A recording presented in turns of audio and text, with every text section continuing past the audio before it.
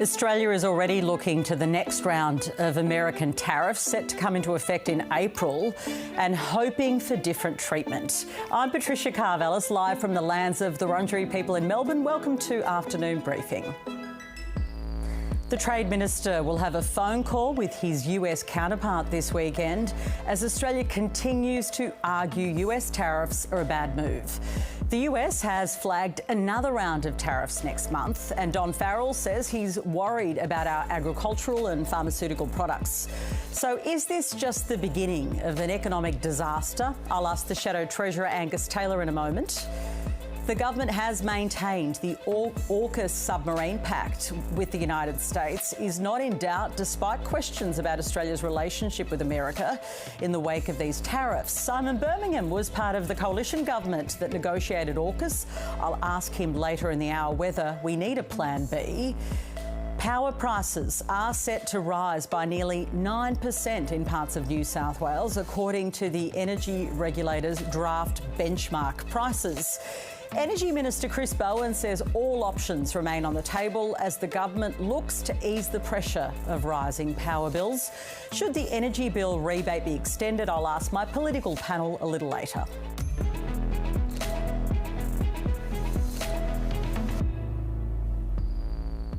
So to our top story again today, Australia's case for an exemption from the current slate of tariffs, as well as future tariffs set to come into effect in April, are looking pretty dire. Now, Donald Trump's Trade Secretary Howard Lutnick singled out Australia on Fox News for dumping aluminium below cost in the United States.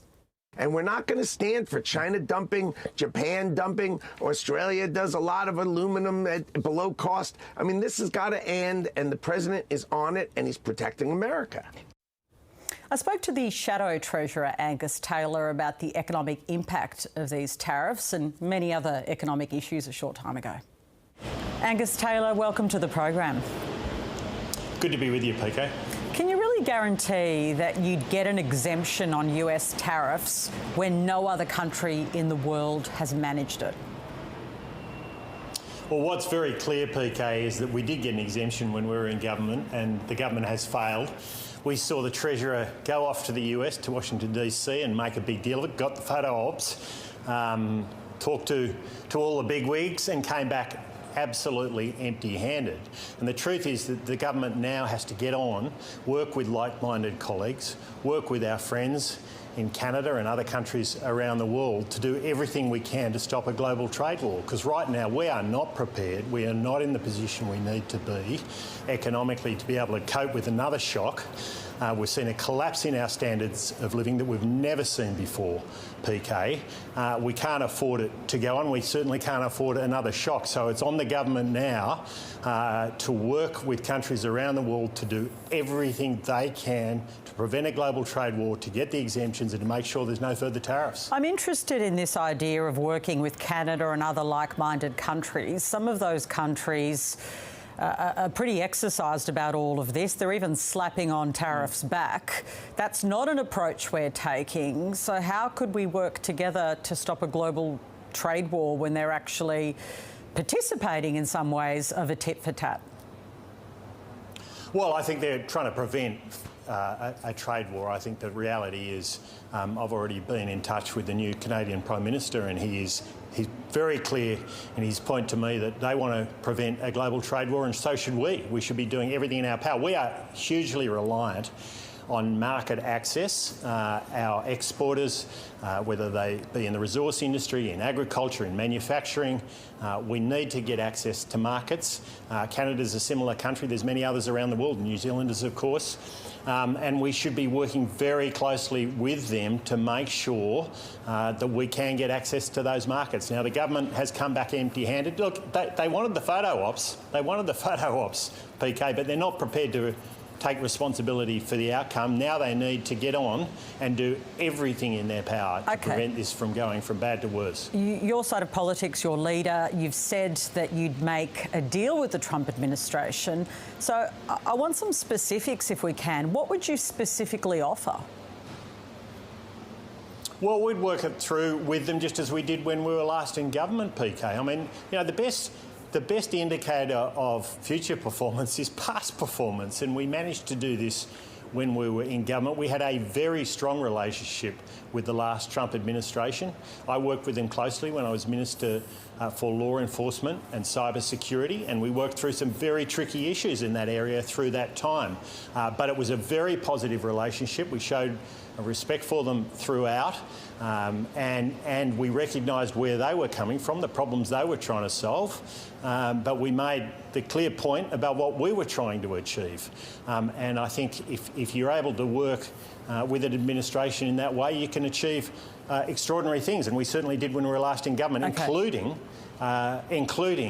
avoiding tariffs like these. That's right, but the person who was, ultimately the chief negotiator there, as you know, was the Prime Minister at the time. That's Malcolm Turnbull, your former leader, and he has himself said he doesn't think it's the same now and that the circumstances are vastly different. And in fact, he himself thought that the chances of us being exempt when there is no exemptions wouldn't happen. Shouldn't we trust Malcolm Turnbull on this one?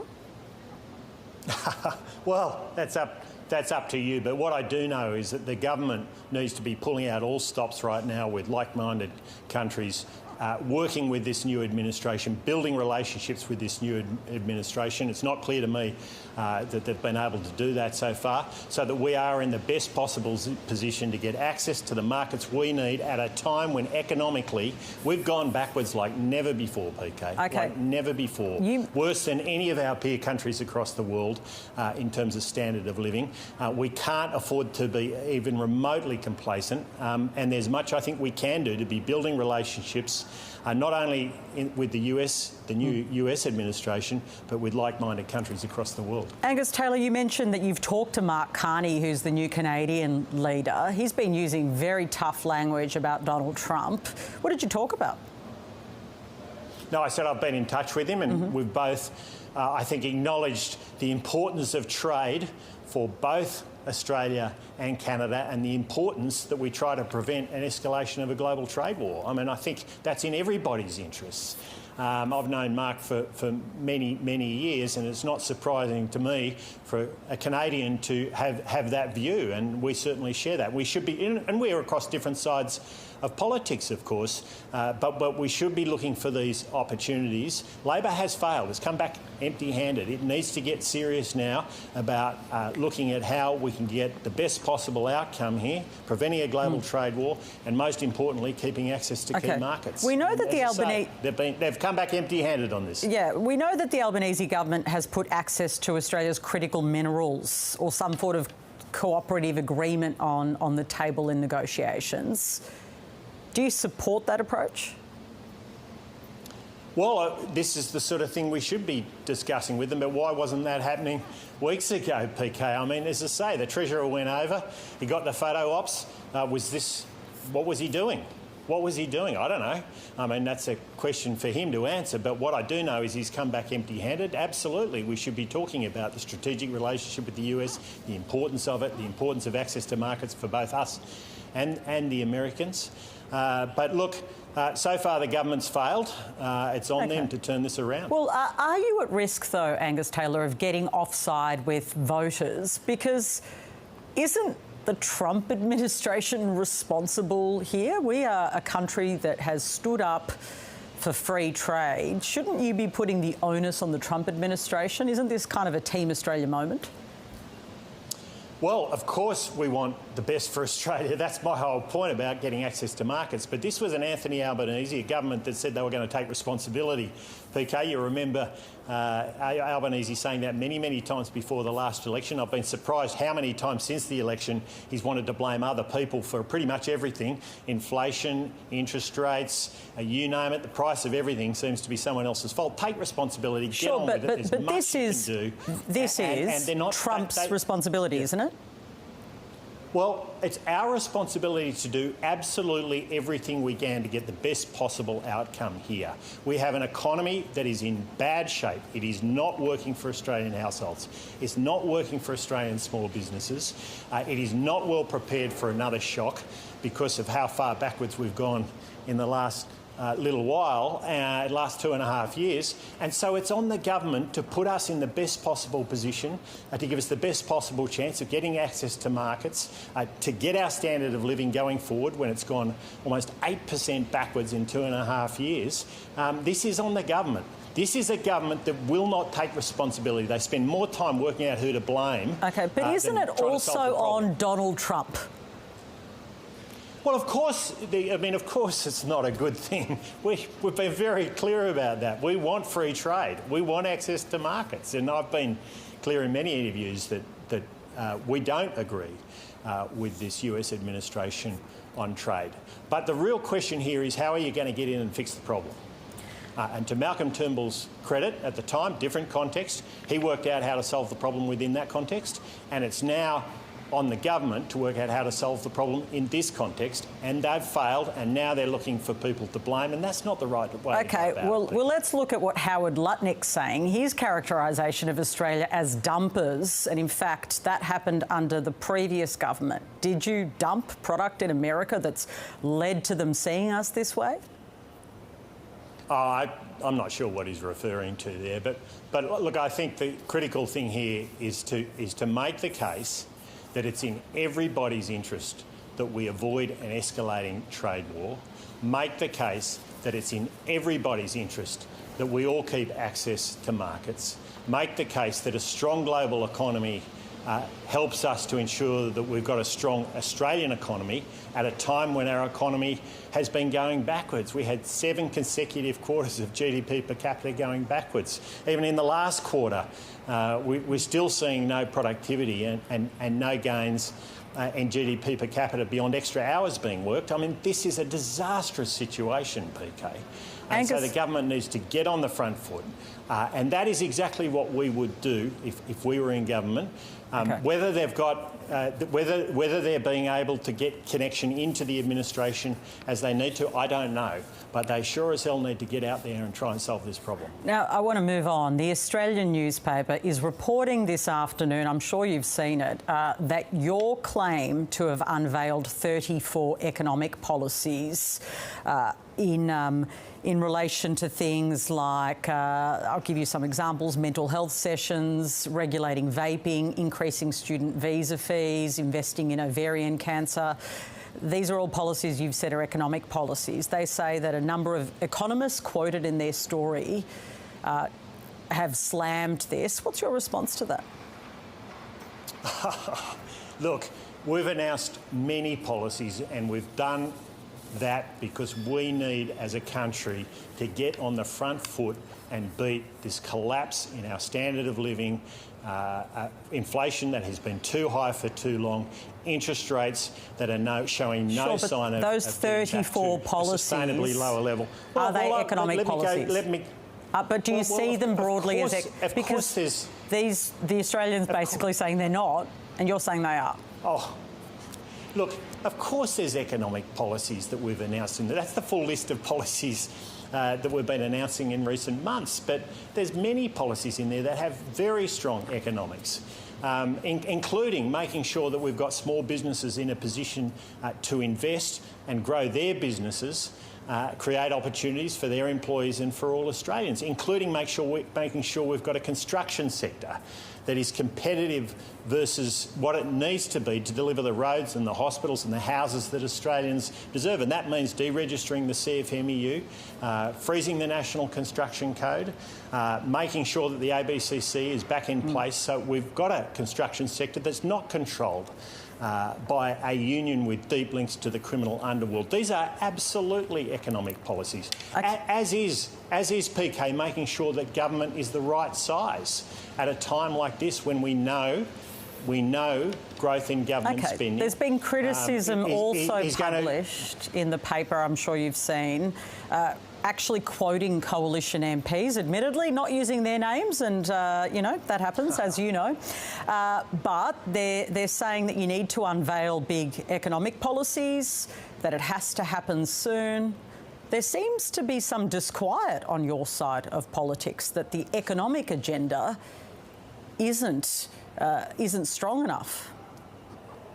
PK, I'm not going to comment on anonymous comments which are unattributed in the paper, frankly. But what I will say, and I was starting to get through some of these big economic policies, I mean, last time I looked, shifting our energy system to include nuclear in it is a pretty big economic policy, PK, and I don't think you would have ever claimed otherwise in the past, because it is. It's a big shift in our energy system. Making sure we've got enough gas coming into the system, opening up the Beetaloo, making sure the EDO is not preventing approvals, getting approvals through quickly so we can get the gas into the system to put downward pressure on prices.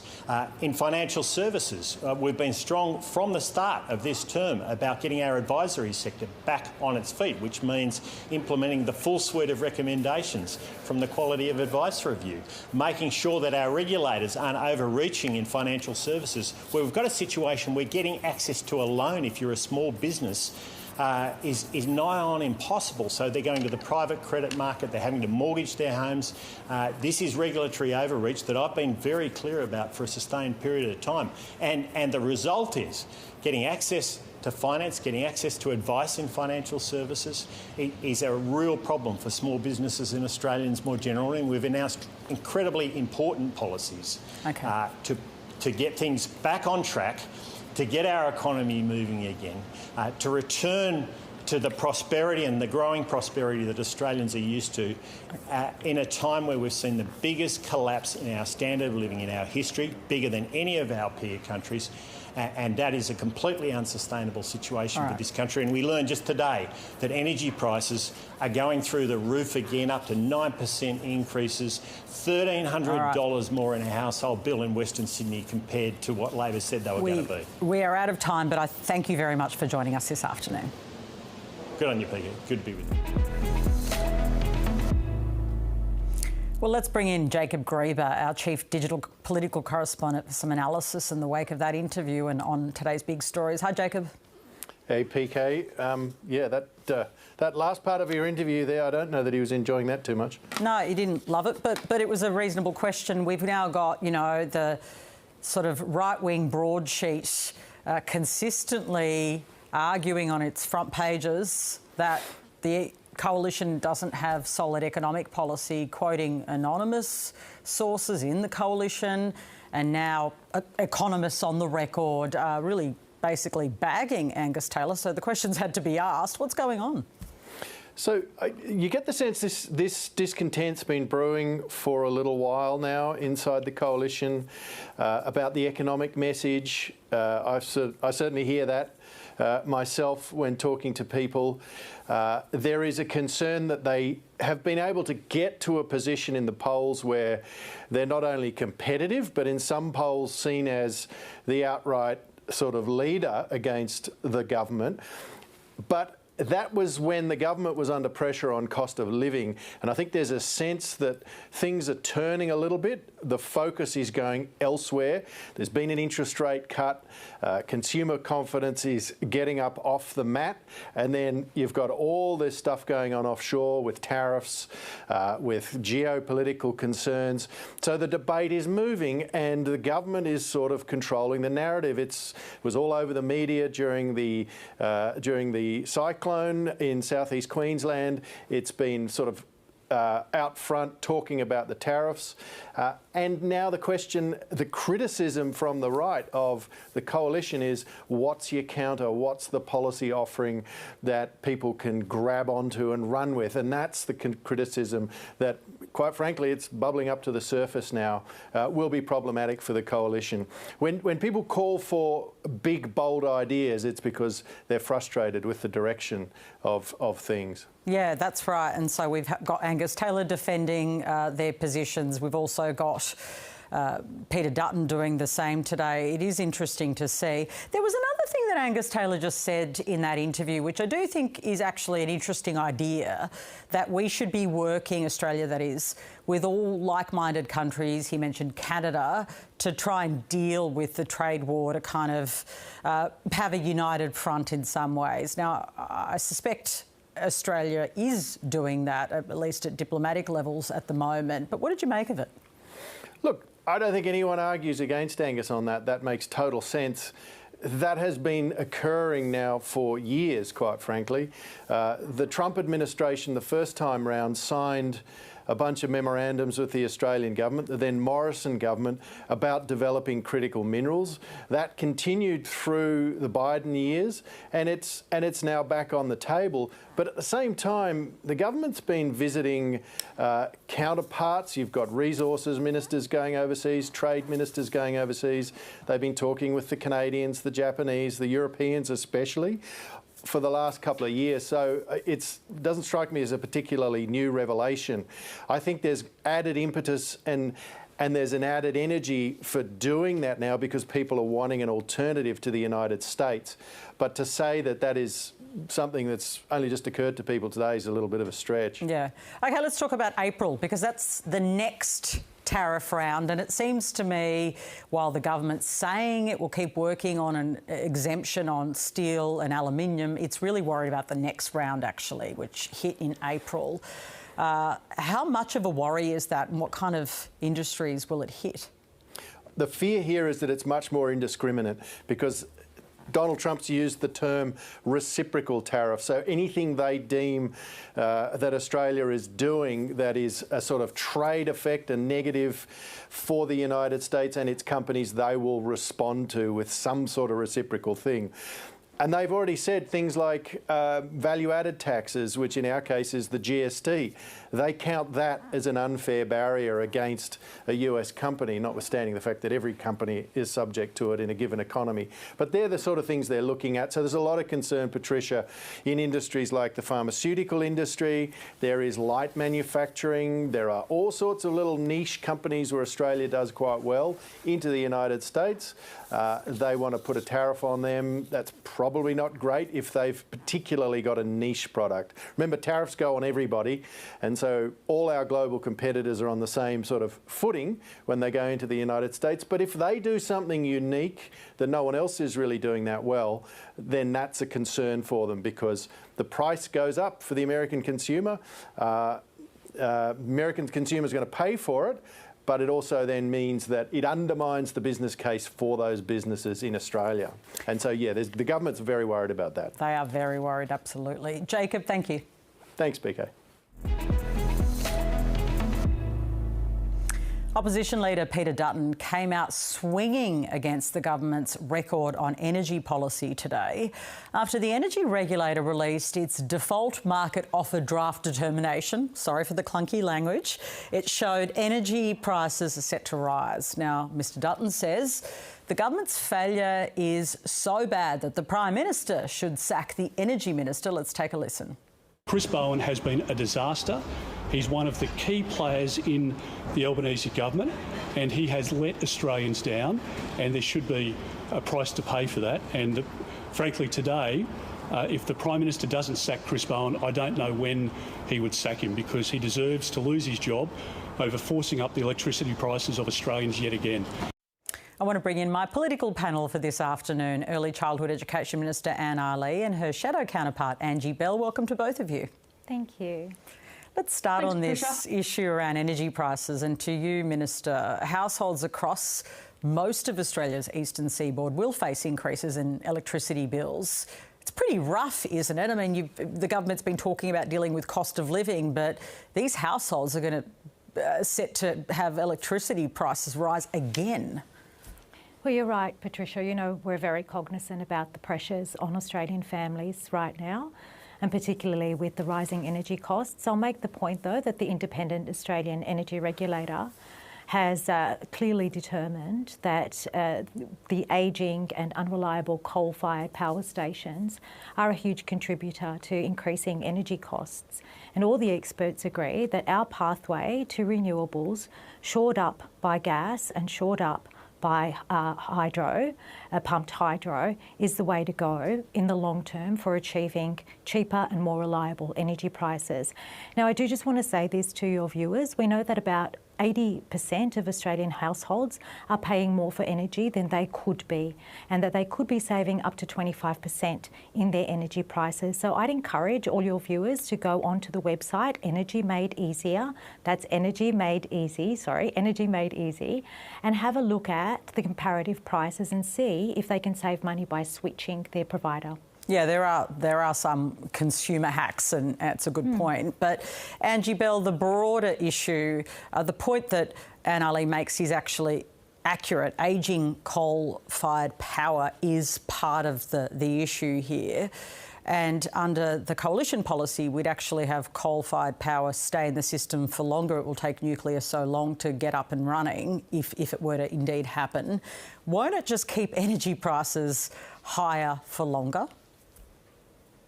Well, the point here, Patricia, is that Australians are paying more under Labor for their electricity. And if you think back to 3 years ago, when the Prime Minister promised a cut of $275, and it has not materialised, and now Australians have this catastrophic news under this government that their energy bills have increased by $1,300, and they're going to see a almost 10% increase on top of that for their electricity prices is shocking news today for Australians. Businesses cannot afford it. We've seen 27,000 businesses go broke under this government because of their increase in electricity prices, among other things. But prices are going up and up and up, and it's permanent price rises that we're seeing, according to the Reserve Bank Governor. And so this government has failed when it comes to delivering their promises. And if we have another 3 years under this government, who knows what the prices are going to be at the end of those 3 years. What we need is a reliable energy, and we need cheaper energy, and we need a mix of energy. So we need coal generation, we need gas generation, and in the long term, we need a strategic plan to get Australians' power bills down, and nuclear as part of the mix just makes sense. Yeah, but the delay is the issue. Today we had Peter Dutton calling for Chris Bowen to be sacked. I just want to get your response to that, if I can, Aly. Given we have seen price rises under the government, which is not to be disputed, what's your view on this call? Should the minister be sacked for having kind of big price rises under his watch? Well, I think Australians have grown accustomed to Peter Dutton's huff and bluster, but where are their policies, and what is their policy other than a $600 billion nuclear fantasy that Australian taxpayers, their grandchildren and their great-grandchildren will be saddled with the debt for years and years to come, and that we know will not provide the energy that we need, cheaper energy that we need, or reliable energy that we need. All the experts, and we listen to the experts, the Labor government has listened to the experts, and all the experts say that our plan for renewables, shored up by gas and shored up by hydropower, is the way to a long-term, affordable, reliable energy system for Australia. Now, Angie has just talked about the cost of energy. I'll remind Angie that she and Peter Dutton voted time and time again against our energy bill relief for Australian households, along with a range of other cost of living measures. So it's a bit rich to talk about our government when they were in power for almost 10 years and failed to land a single energy policy, which is why we find ourselves where we are now. Angie, I want to put that to you, because there's going to no doubt be another round of energy relief that, well, we know the government's looking at it, and I suspect it will be in the budget. Do you think it's time to back it? These are band-aid solutions, PK. What we need to do is get inflation down between the bands so it stays there permanently between 2% and 3%. It's still above that, and Australians are paying more under this government. What we need is a getting back to basics economic agenda for our country. We need to rein in spending, and we need to make Australians' energy more affordable and more reliable. Now, Labor's policy of putting all its eggs in one renewable basket is not the answer to Australia's energy prices for consumers. The answer is a mix of technologies. And we want to also look not just now, but into the future for our long-term energy security. We are the only G20 nation who does not have nuclear as part of the mix. And we believe that this is secure, it is a strategic place that we should go as a nation towards having nuclear energy as part of the mix, along with renewables, and using gas in the interim to make sure that we have a future where Australians can afford to pay the bills. At the moment, they've got a Prime Minister who has broken his promise. Their electricity bills are out of control. I've got a local business here on the Gold Coast whose electricity bills have gone from $25,000 a month to $50,000 a month. This is simply not acceptable, and we can't afford another 3 years under this government. OK, I want to change the topic to Donald Trump's tariffs, and I want to start with you, Angie Bell, if we can, and then Aly, I'd like to press you on this issue too. But first to you, Angie Bell, just who's at fault here? Is it Donald Trump or Anthony Albanese? Well, it seems the Prime Minister couldn't actually get a phone call with President Trump. He tried and they refused the phone call. The Prime Minister is the only Quad leader across the world who has not got on a plane and gone to Washington to speak to the leader of the free world. But none of the Quad leaders got any exemptions. When it comes to Australia, I think it's my turn here. And so also what we've seen is the Trade Minister actually puff his chest out and say he's proud that he didn't go across to America to negotiate these trade tariffs. Now, what is this government doing? What have they actually achieved for Australians? Now we're talking about jobs in aluminium and in steel, and a Prime Minister who can't get through to the leader of the United States, and a Trade Minister who won't travel over there to negotiate. And where's the ambassador, by the way? OK, I get all that critique, but I'm saying, do you blame Donald Trump for the tariffs or the government, our government, that's against tariffs? The government has not negotiated with the President of the United States. And so the government needs to go over to the United States and make a meeting with the President of the United States and actually talk about this. I mean, he won't take a call from the Prime Minister of Australia. That is a disgrace. OK, and Aly, the Prime Minister's not been able to get a phone call, and clearly you heard Angie Bell there and the Coalition's been arguing this. That's a failure of your government, that's what they say. Yeah, it's interesting to hear Angie just repeat the lines of the Coalition there. Look, the fact is that we're working on this not just at the Prime Ministerial level but at all levels. Australians are rightfully angry and disappointed at the decision of Donald Trump here, and you've made the point, Patricia, and many others have made the point that Australia wasn't singled out in this, and you were right that Quad leaders did go and visit and it made no difference either. I think we need to take a really level-headed approach here. Cool heads will prevail, and we cannot do anything that is going to put at risk a larger trade war. So we need to exhaust all the negotiating skills and all the negotiating opportunities that we have, bearing in mind, of course, that the steel and aluminium trade to the US is a small percentage, but the implications, of course, are on further trade tariffs. And so we need to approach this in a cool, calm and level-headed way. And I think the Albanese Labor government has proven to Australia that we are capable of mending our international relations, whether it's in the Pacific, whether it's in Europe, and whether indeed it's with China, in the best interests of our country. One sentence answer from both of you. Yesterday, Ed Husick told me this was a dog act from the US. Angie Bell, is it a dog act? This is not good news for our nation, and our government needs to clean up the mess. OK, using your own language, fair enough. How about you, Aly, is it a dog act? I think Ed was expressing what most Australians are feeling about this. OK, I'll leave it there. Thank you to both of you. Thank you. Thanks, PK. Early this week, police revealed a caravan found packed with explosives outside of Sydney in January was a criminal con job and not an anti-Semitic terror plot as first thought. Now, after the incident was first publicised, New South Wales Parliament passed hate speech legislation, making it a criminal offence to intentionally incite racial hatred, and carried a maximum penalty of up to 2 years jail. The exposure of the hoax has cast the Coalition's claims that the Prime Minister wasn't acting fast enough in a new light and changed the conversation around some of this. You probably just saw my guest. Dean Sher is a former advisor to the Prime Minister and a writer for the Jewish Independent. Dean, welcome.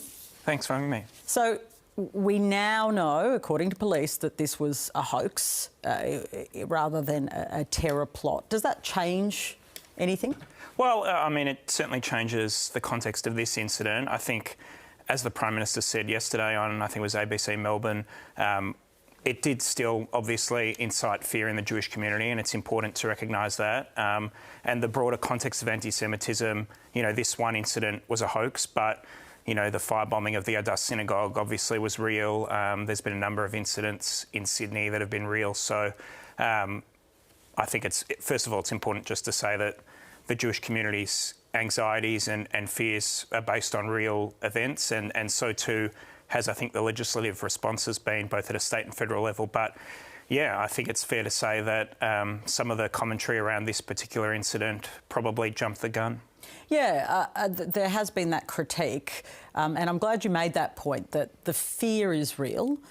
So you wouldn't want people to take from, the story that it was a hoax, that means that the feeling was the same. I mean, the truth is people were terrified, right? Yeah, I mean, what a shocking thing to read in the paper, to hear I think it was a hasty kind of press conference one evening that a caravan filled with explosives and the addresses of Jewish community sites had been found. So in a context where we've had actual attacks on synagogues, on Jewish homes, on a childcare centre, obviously really frightening. And as you say, like this one incident may have been a hoax, but none of those incidents were hoaxes. They were very real. But still, it's the Jewish community that's been put into the hoax. This is the other thing, right? So the impact is still quite severe for many people. I've heard the government argue this week that in fact Tony Burke, the Home Affairs Minister, that the coalition should have asked for a briefing. James Patterson has said, well, why didn't they just get on the phone and tell us to get a briefing? He has a point, doesn't he?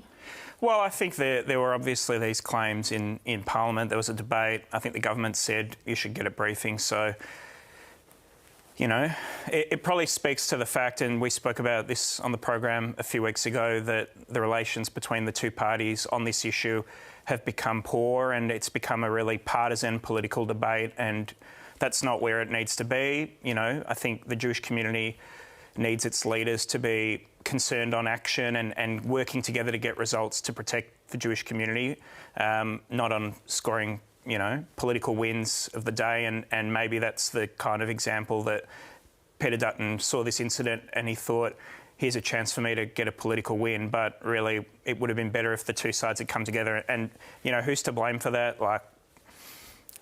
I'm sure the Jewish community doesn't care. I think they just wish that it hadn't happened. Yeah, and taking the temperature down on these issues has been kind of your message, if it's fair to describe it that way. Yeah. Am I right? Yeah, absolutely. We are very close to an election. Do you feel, this week may have been a bad example. There was a lot of politicisation, but do you feel like generally the temperature is perhaps going down on some of these issues? Well, look, there's probably been, compared to, say, earlier in the year, there's probably been fewer incidents that we've heard of. That doesn't mean that anti-Semitism's gone away.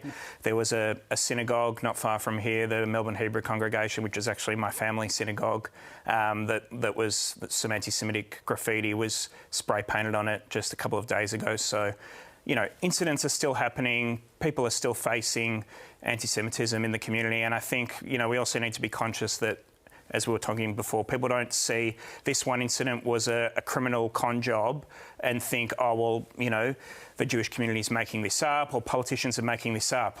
It is real. But as you say, we're heading into an election and it's been a big issue this year and really over the last 16 months. So hopefully it is getting to a point now where, we've got new laws federally, state laws that's helping. We've seen arrests in New South Wales, particularly of some of the criminal gangs that have been orchestrating some of these attacks. So that's a relief. Hopefully that sends a message to others that we're getting on top of it. Yeah, Dean, thank you. Thanks. Simon Birmingham. My next guest is Simon Birmingham. He was part of the coalition government which got an exemption from tariffs under the first Trump administration and advocated directly to the US president when he was trade minister. He's my guest this afternoon. Simon Birmingham, it's like the old days. How are you? Hello, Patricia. I'm well. It's lovely to speak with you again in a different context for both of us, but perhaps more so for me than you. I think you've missed me, Simon Birmingham. OK, what have you made of the tone of the government's response so far? You want the government to be cool and calm on this tariff issue. Have they struck the right tone? Well, Patricia, the point that I've made in some commentary publicly is that from an Australian perspective, we should adopt the old adage, which is to not seek to get angry or get even, but to get ahead. And that is really premised in the basis of understanding where our trade relationships lie and where our trade and capital flow future lies. And from an Australian perspective, the US is important in a range of ways, a critical security and alliance partner, and that needs to be understood. Our largest investment partner, and that needs to be understood. But in a trade sense, which is where the tariff decisions relate to, the US constitutes less than 5% of Australia's export market. It sits behind China, Japan, South Korea, India in terms of significant export partners. And so we have an awful lot to focus on in terms of where our real trade value lies. That's not to say these decisions don't matter. It's not to say that the government shouldn't be clear, whoever is in government, about their opposition to these decisions and the reason why they are bad policy from the United States, domestically and towards an ally like Australia. But ultimately, our interests as a nation lie very much in terms of our trading partnership and relationship with our region, where we have seen such huge growth in recent decades and such huge expansion in terms of our trade partnerships and free trade agreements with this region. I want to get some clarity from you because you're in government. I think you were actually the minister responsible. And we keep hearing that we had quotas on our steel and aluminium, and the US believes we broke that deal. Was there a deal? Certainly when Scott Morrison was Prime Minister and I was Trade Minister, and we engaged with the US administration, especially in that period straight after Australia's 2019 election, concerns were raised from the US that there had been a surge in relation to especially Australian aluminium exports into the United States, and that they contended that was contrary to what had been put to them previously. Now, there was nothing to say that there was a concrete deal or arrangement or quota in place, but what we did work with Australian industry to do was ensure there were some voluntary undertakings and there was some reporting into the US system so that Australia could preserve the exemption that we had from those steel and aluminium tariffs at the time and assuage the concerns that the Trump administration had at the time, given what they had seen in terms of the shift in volumes of product going into their country. I'm going to ask this politely because you're no longer a politician and it feels a bit weird to hold you to account, but I'm going to have to. Why didn't you tell us? At the time, I didn't know about this. Well, indeed, there was commentary at the time, and I answered questions directly from your colleague, David Spears, on the Insiders program at the time about US concerns around that so-called surge. So, indeed, there was information out there at the time. These matters were addressed at the time. Ultimately, what we were working to do was practically preserve that advantage that existed for those Australian businesses to get product into the US free of the tariffs that were being applied, but to address those concerns that were being put. Now, was that perfect or ideal?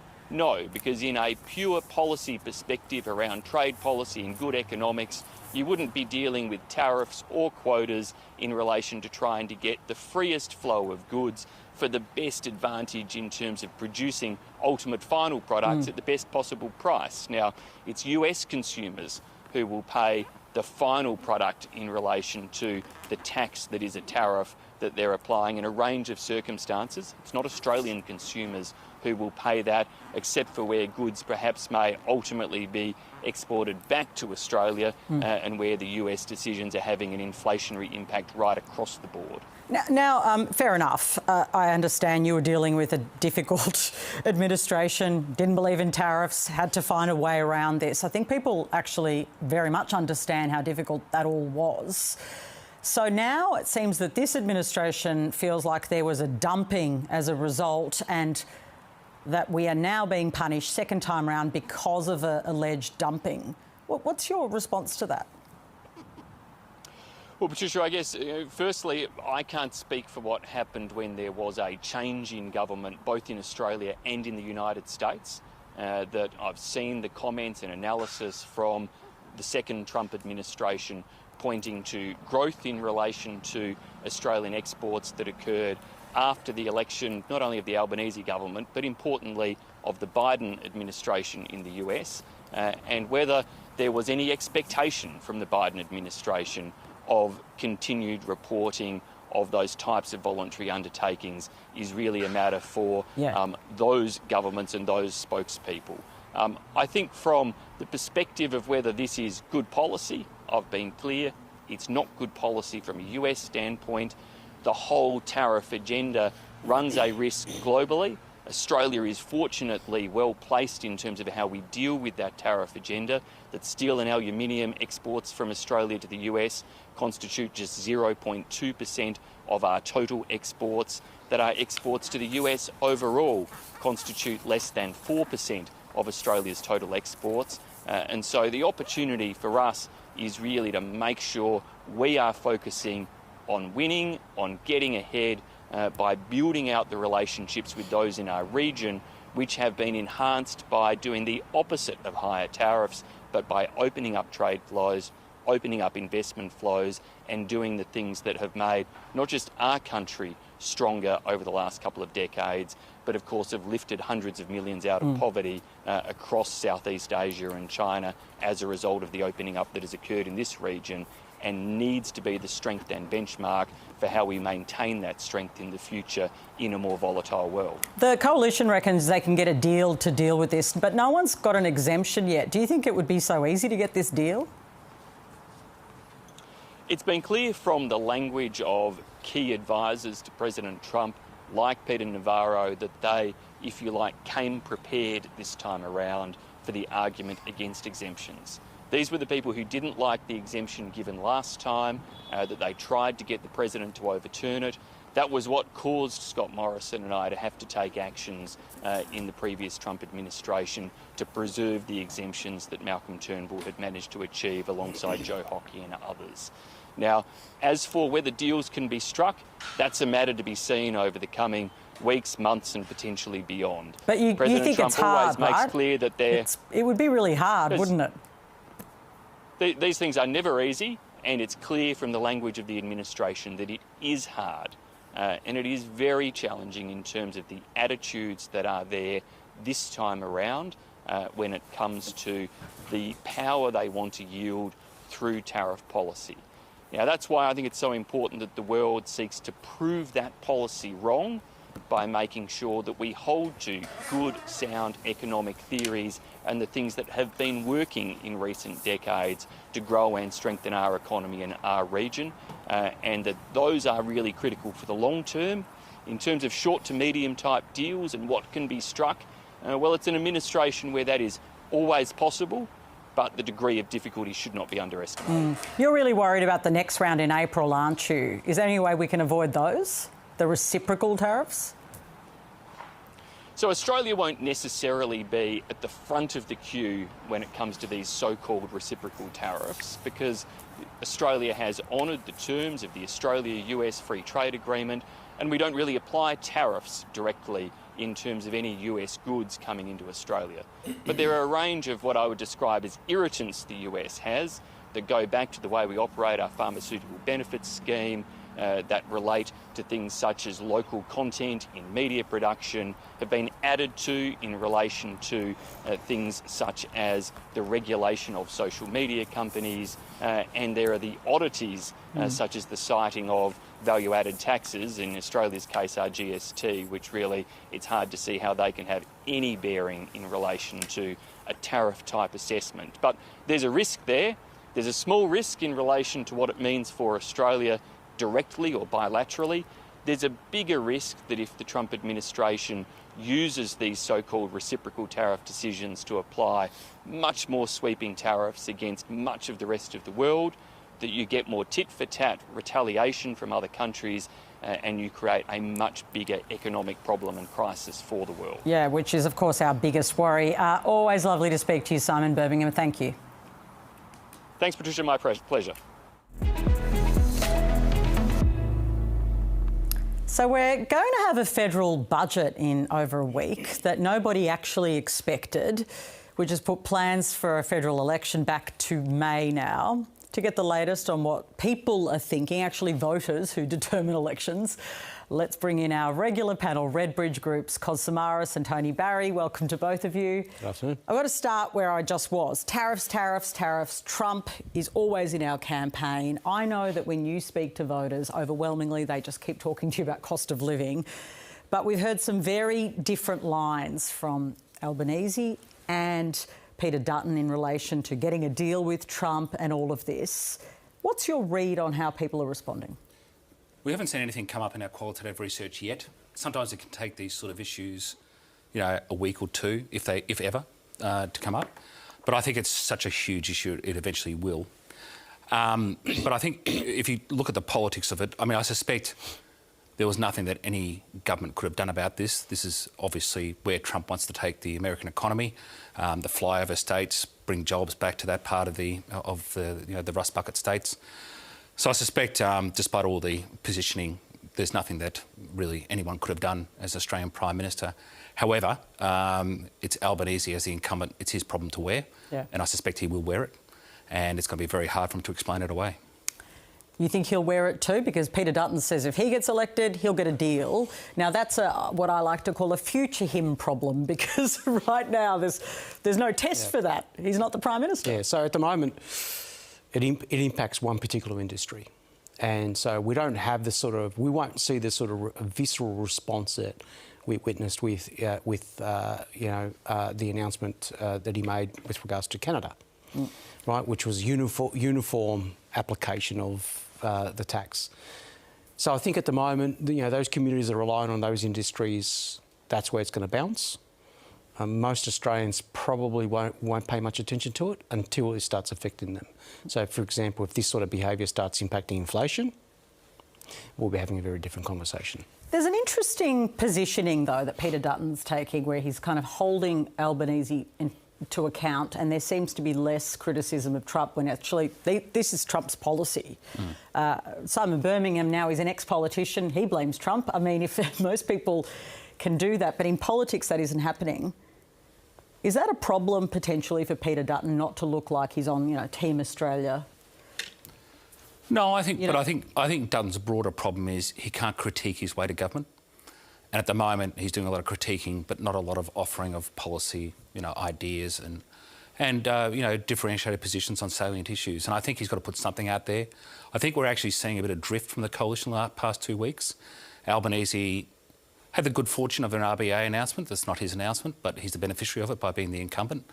So he got back into the conversation that way. The health announcement with bulk billing and Whaler, and he's now back in the conversation. I think Dutton is sort of not in the conversation at the moment, and I think you're going to start seeing some numbers change to reflect that. We saw on the news poll the other day some of those favourability numbers for Albanese have improved, but the vote hadn't. But often in polling, we talk about lead indicators, and some of those favourability preferred Prime Minister numbers are lead indicators. So I reckon we're going to see the vote shift soon. Oh, that's really interesting prediction. Now, you've got this term called the sprayed vote, which I like it, because I like anything that's a term just like double haters, that, hating both parties. Yeah. What's a sprayed vote? Well, if we go back to 2022, Labor won 6 seats outside of Western Australia. In those 6 seats, the swing to Labor was around 3%, and the swing against the coalition was 8%. So the coalition lost a lot of votes, but not all of it went to the Labor Party. However, because in those seats Labor's base was high enough, they could capitalise on that small drift and were able to secure those 6 seats. Flip side, we're going to see similar patterns in this upcoming election with regards to the coalition taking seats off Labor. Same dynamic in reverse. But what this illustrates is that the old paradigm of significant amount of votes being lost and going straight over to another major party, that's gone. And we could see that in WA, in the recent state election there. We saw elements of that in Queensland. Definitely saw that in the Werribee by-election. And I think that's the way millennials, those individuals now in their 30s and 40s with young kids, that's how they vote. Once they are disappointed with a party they've been supporting, and if that's a major party, they'll break to that party's flank. So preference flows will be quite important, right, ultimately, in terms of determining where that sprayed vote goes, right, Tony? Yeah, I think ever since 1990, preferences... Well, that's right, that is right. Preference strategy has been critically important, and Labor are better at playing the preference strategy than the coalition, as a rule of thumb. And so I expect, this election will be similar. OK, so playing the strategy, how much do younger voters adhere to the strategy, though? I mean, that means being given a how-to-vote card, right? Yes. With ideas of where you put your preferences. But it means pitching to those minor parties that are going to get your votes with an environmental policy or a sort of a policy that might pitch to the One Nation cohort to make sure that their preferences are coming back. People don't always follow how-to-vote cards. You don't always have volunteers at booths to hand out the how-to-vote cards. It's a massive logistical operation. But having some sort of strategy to pitch towards those votes will be important. Labor are very good at, how should we kindly say, running some dummy candidates or, fronts, Labor fronts in these seats is also a strategy they do very well. Now we're having a budget in over a week, which I said before. That wasn't the plan, but then, of course, this cyclone hit. It became an ex-cyclone. It became for people who were flooded, I think it's devastating, but it certainly wasn't at the intensity we expected. I've heard a lot of discussion in the Canberra Press Gallery thinking, the Prime Minister should have called the election. He couldn't, though, could he, Cos? No. I didn't think so. Those soldiers that were injured, that would be absolutely catastrophic for a campaign. From the Labor perspective, that, the Prime Minister calls an election, then you have soldiers injured trying to rescue people. Terrible look. So he had no choice. They were building up some pretty good momentum, as Tony touched on before, where they had a rate cut, they had Whyalla bailout, which does resonate outside just those communities in a very positive way. The Medicare announcement. So they were building up. They were going into the Western Australian state election where clearly Labor was going to have a very good day, and they did. And then straight into a federal election. That was great momentum. It's now all been washed off. So now they've got the RBA is going to meet before the next election. There's not going to be a rate cut. You're going to have a budget deficit coming up. Obviously there's going to be a lot of red ink on that document. Although I would not I would not ignore the reality that Jim Chalmers is an extremely good political communicator, and will make sure that he lands a few very good punches for his side come the budget. Now, you mentioned that you don't think that you can't critique your way to government. It was a good line. I love your lines. Very good line. Can't critique your way to government. Although I've seen a lot of critiquing to government in the past, but with some policy. I keep seeing stories, and I put them to Angus Taylor in the Australian newspaper, basically criticising the economic offer from the coalition. We've got Angus Taylor being criticised by economists for saying that he had all these economic policies, and then a demonstration by the paper that they're not actually economic policies. That's what the kind of piece is trying to say. We've had backbenchers clearly leaking, saying that, not enough of an economic message. I'm kind of surprised so close to an election all of this is going on. Am I wrong to be surprised? Yeah, I think we've been coalition been tripping over themselves when it comes to policy lately. The insurance position is one of them. I think we've got about 3 or 4 positions now at last count, so we just need to pick one of them, any one of them, and run with it. And I think that's why Albanese's back in the conversation. We can't seem to land a punch in that sort of, on some of those policies. But, when I talk about critique, yes, there are times where the government is so toxic that, there's baseball bats. There's no baseball bats on Albanese. There is dislike, there is immense disappointment. And interestingly, it's across almost every segment.